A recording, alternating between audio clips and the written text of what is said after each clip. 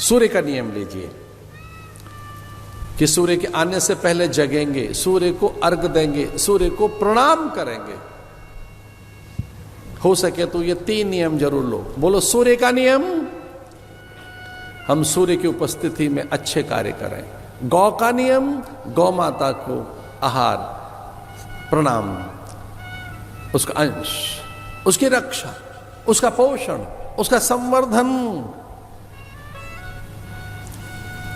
और तीसरा वनस्पति, प्रकृति, इसका नियम लीजिए।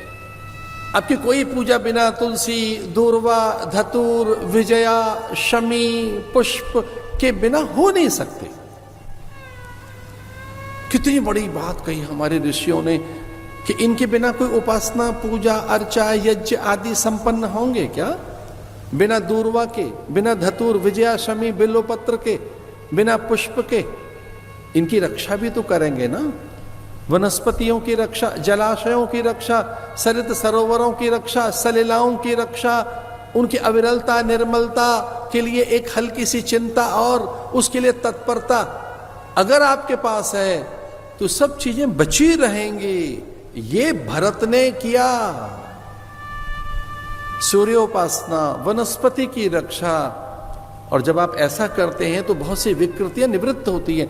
दूर्वा का चयन करने से, पुष्प का चयन करने से, धतूर, बिल्व पत्र का और तुलसी पत्र का चयन करने से। ब्रह्मचारियों से कहा जाता कि इसे हिला हिला हिला हिला कर धीरे धीरे धीरे धीरे धीरे पूरी जोड़ी निकाल के लाओ। कुशाकी अमावस्या के दिन और पूरे वर्ष पर्यंत उसे संभाल के रखा जाता था। ग्रहण काल के लिए, सूतक काल के लिए, पातक काल के लिए, किसी अन्य प्रयोग के लिए उसी के आसन पर बैठते थे। आणविक विकिरण नहीं होगा और जो आपके देह से कांति और किरणें निकल रही हैं, यौगिक रश्मियां, तो बिखर नहीं जाएंगी बाहर, वो आप में ही समाहित रहेंगी।